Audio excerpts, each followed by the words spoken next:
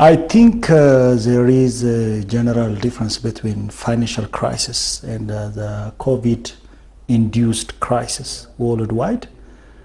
Because COVID-19 pandemic it's about human crisis, while the 2007-8 financial crisis it's all about deregulation on derivatives, because of the that banks were giving loans based on not sufficient guarantees, which led to financial crisis first, and then the banking crisis, and later we have also witnessed the economic slowdown, mainly in North America and the Eurozones. While the COVID-19 crisis is, it's a human crisis, I may say, which affected all continents as well as all countries. Though it started in Wuhan in China, and then to European countries, and then to America, and then to Africa. That one is mainly a financial crisis. Indeed, later we have also witnessed economic slowdown across the world, but because of the serious bailout programs of the government, mainly in America and then in European countries, they were managed to reverse the financial crisis. But now what we are witnessing since December 2019 is about human crisis, which has indeed ramification on the financial, on the finance, as well as on the economy, and general economy of countries as well as the globe. Great. Like, how bad is this coronavirus on economy of African countries, particularly Ethiopia? Yes, I think different economic impacts are happening on because of COVID-19. We can see the impact into two. The first one is endogenous impact, and the second is exogenous impact. The endogenous impact is because of the infection, that people are unable to do economic activities, which has impact on employment, economic activities, generating revenues. Because of the infection, that it restricted movement of people. So it has impact that people are not going to workplace. For example, in Ethiopia, there are around more than 7.5 million workers of government employees, non-governmental, and the private sector, and most of them are staying at home, and this will have impact on the economic activity. As well as it will have impact also on the government, because now the tax mobilization capacity of government will be reducing because of reduced economic activity, while public spending is increasing. The government has to spend, to protect the human beings from the virus and buy lots of medications and so on and so forth. So this will have also impact on the government. We have also witnessed that some sectors are highly affected, like, for instance, the hospitality sector, like the hotels, the tourism sector. We have also, we are not as such exporting oil, but the oil exporting countries are also, because of economic slowdown, that countries are not importing oils. So these sectors, the airlines also is highly affected. The horticulture is highly affected. So this has a great effect. For instance, if you see the airlines, the Ethiopia is the first in terms of airlines. But now because of the COVID, that the air passengers are not working, so the airlines, most countries worldwide is also affected, and the Ethiopian Airlines is trying to adapt, to the changing circumstance, making these fleets, the passenger fleet, changing passenger fleets into cargo fleets, and trying to work from different African countries. But it has affected the horticulture also. It has around more than 200,000 workforce in the horticulture, and they are affected. Some of them are laid off, and some are still there, but the activity is not happening as such as it was before. And the other is, for instance, if you see the horticulture again, they lost around $11 million in this season. This is one instance. If you see tourism also, in general, not only in Ethiopia, in Africa, tourism, contributes like around more than 30% of the GDP. So now that is, almost nil and negative now. So it has a great ramification. So this is the endogenous. There is also exogenous that, the exogenous factor is that normally there is trade relationship happening between countries.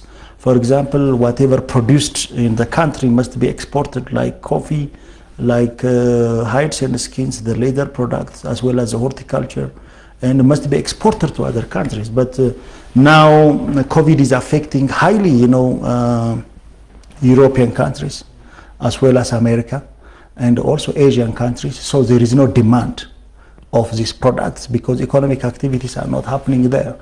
So, the exogenous impact of COVID is Ethiopia's external relationship, economic relationship in general, which can be,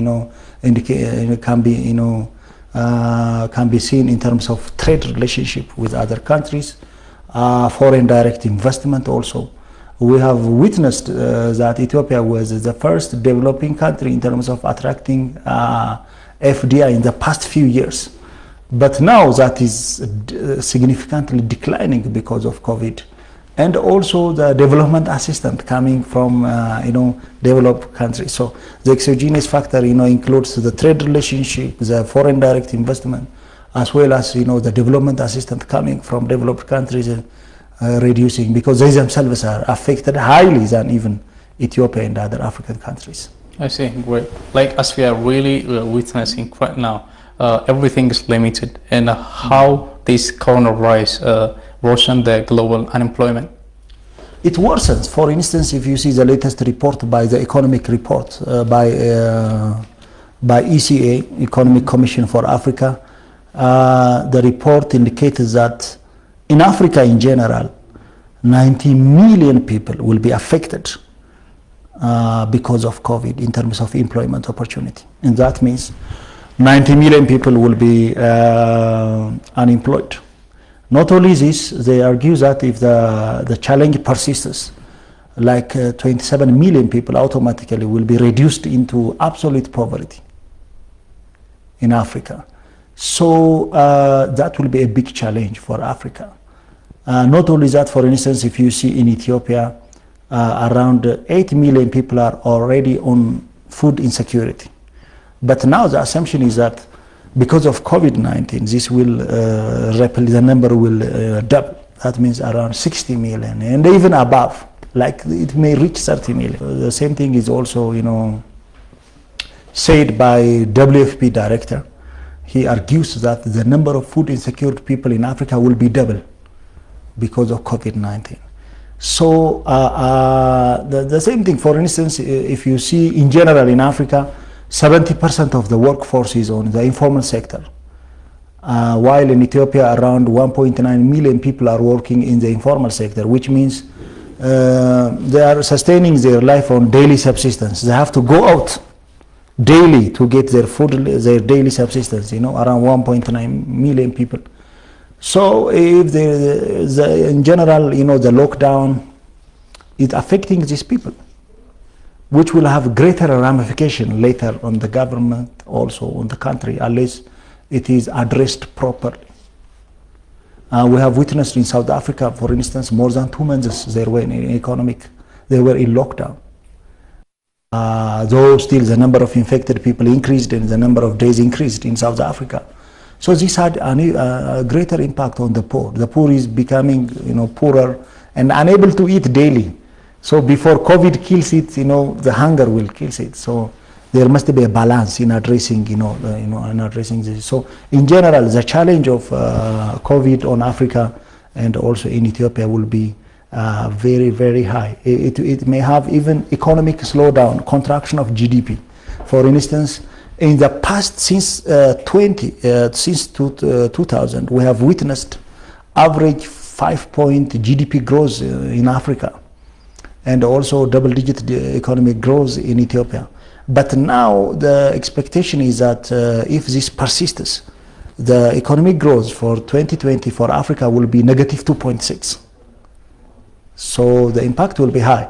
Even for Ethiopia, according to MOFED, according to the National Federal Planning of Ethiopia, the Ethiopian economy will be slow into from 2.8 to 3.8. Even that is early, forecast.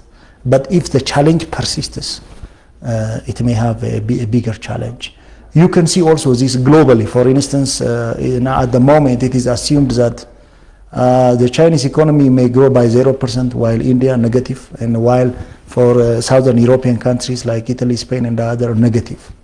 So the assumption is that if the challenge persists, it will have even impact on on the EU, European Union, to exist as a union. It will have a big challenge, because southern European countries were highly affected, as we have witnessed. The same thing in America. We have witnessed, more than 100,000 people died in America. So it will have a global impact as well as on Africa, including Ethiopia. But you can also see that there are some countries that more or less successfully, try to, address this challenge, like Germany in Europe. You can also see the number of days is very low in Germany, as well as you can, to some extent, you can see South Korea is also another example, and also Japan. So we need to also learn from how these countries successfully manage to, overcome the impact of COVID. I see. Great. Like, as you know, like currently everything is complicated due to the virus. And what could be the impact of coronavirus on the upcoming election and the political condition all over the world? Yes, it has also, political implication indeed, in the way that it is difficult to conduct election during this season because of COVID-19. As I said from the beginning, this crisis is a human crisis. It's not followed by economic and political crisis. So the very first thing of the duty of government is to protect lives. So while election demands rallying, creating mobilization campaigns, which demands the gathering of people. So it is difficult and very risky to conduct such kind of activities during COVID-19, because the first task of the government must be protecting lives, protecting works, protecting firms, protecting country. But election by its nature is demanding, costly, and it demands also mobilization of people. And because of the campaign, because of the political rallies, and because of several things, and it's very risky to conduct such things. So in most cases, as we have witnessed, including in US, in Ethiopia, and other countries, elections are postponed. So some groups may not accept this, but this is the fact that first is protecting the lives of human, and then other things will follow. So because of that, we have also witnessed that it has effect on elections, scheduled elections in Africa, in also the world. Great. Just from your rich experience and studies that you have conducted in Ethiopia, yes. What will be the immediate challenges of COVID-19 in Ethiopia if we can't get rid of it very soon? Indeed, in our consultancy firm, Center of Excellence International Consult, we have conducted a mini study on how COVID-19 impacts Ethiopian economy. In general, it has immediate and long-term economy. The immediate impact will be, on the economic activities of, the country in general, because since it, workforce not to go out freely in the work, it has also implication, as I said, also because of also the external influence that, because of what is happening in Europe, in America, in Asia, our economy is highly integrated with them. There is economic slowdown in general in these countries, which has direct implication on Ethiopia. So in that regard, it has effect. In general, we have witnessed that the economic activities are, slowing down. People are advised to sit at home. So this has implication on the in general activities of economic activity, which firms will be highly impacted because they are unable to generate revenues during this season. because of that economic activities are slowing down in general, you don't see such interactions that, so that in general we have witnessed economic slowdown, and even some sectors are highly affected. As I said before, the hospitality sector, the hotel sector is highly affected, the tourism sector is highly affected, the export sector is highly affected. And these sectors, as in one way or another, has also impact on the rest of the economy, I may say, because even the government is unable to mobilize taxes. While the government is forced to spend a lot public expenditure, especially on health equipment, that can help, and the medications, as well as drugs that can help to prevent COVID. So that has, overall effect on the economy of Ethiopia, I may say. And also, we know that at the moment, like around 50 million people are in Ethiopia witnessing safety net support.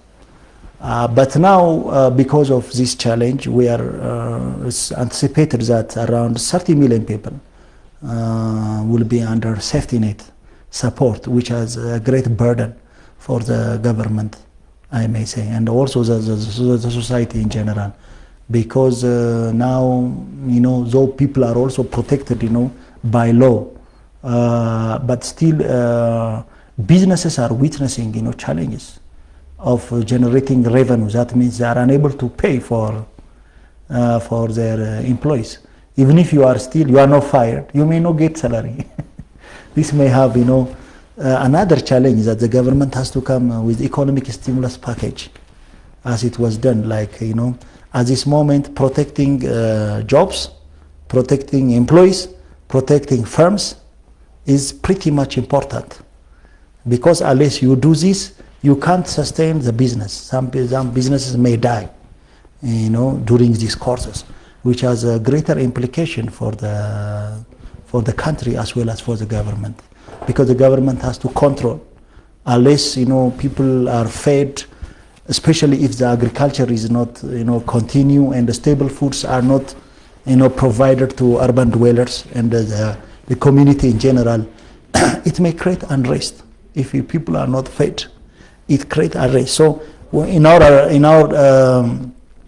analysis, we were saying that while the government promote protection mechanism, and also maintaining distance, and making proper protection like sanitizer, using the mask, economic activities must be happening for poor countries like Ethiopia.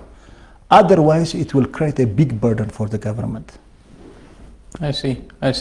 Just what would be the impact of this pandemic on Ethiopia if the current political reformation did take place?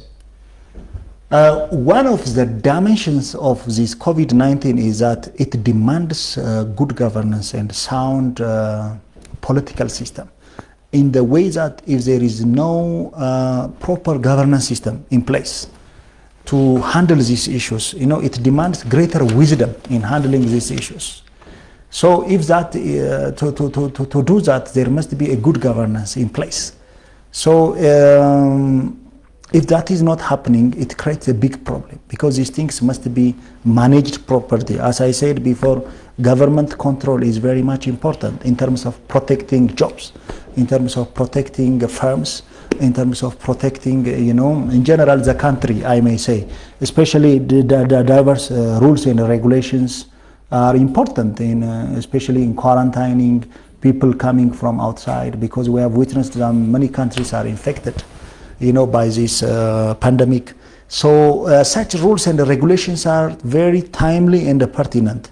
So in such regard, that if there is no good leadership backed by good governance, it may create a big problem. Even if there are donations, even if there are support from the rest of the world to Ethiopia, if there is no good leadership and very wise leader, and also a committed leaders, as well as good governance system, it creates a problem. So the current reform in Ethiopia has helped a lot in addressing the pandemic. You can see this, that still the number of infected people in Ethiopia are low, than other countries. If you compare with other countries, like Ethiopia is the second populous country, but still the number of infected people is lower than even Nigeria, as well as South Africa. We were on the same rate, with South Africa. Now the number of infected people as well as the diseased one is very high in Egypt and other countries. So I think there was good leadership as well as policy orientation towards COVID that helped Ethiopia, to address it thus far. But still, such commitment must be continued from the government in terms of protecting jobs, in terms of protecting the community in general by having different directives, as well as protecting firms. Great. Currently, like everyone is now, we do have the challenge. So what does Africans need now? Is that financial assistance or intellectual support? And which one is best for Africans now? Yeah, a bit of, I may say all of them.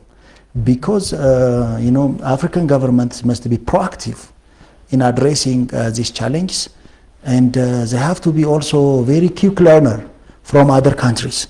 As I said, there are other countries that performed very well, like Germany in Europe, South Korea in Asia, among others. So the government has to quickly learn on how countries can successfully combat this pandemic and how they can successfully navigate within these challenges. Because this is a plague and it's a great problem. So lessons must be drawn from other countries, I may say. As well as, the government must be proactive in addressing these challenges. Otherwise, the crisis is very high. We have witnessed several people diseased in Europe, in America, and including UK. So one of the findings is that the governments were not ready to address these challenges. That's why all this, crisis happened. So the government must be proactive in addressing this challenge. Lessons must be drawn from best performing countries very quickly. There must be a policy learning mechanisms from others so that, the government can successfully address. Because normally pandemic are, for a particular time. But the effect will be, prolonged, especially in protecting humans, as well as protecting the country and the economy. It's very much important because it won't long for years as such. It's for a particular time. So especially in terms of quarantining people who are, affected by the virus, especially coming from outside, as well as protecting the rest of the community.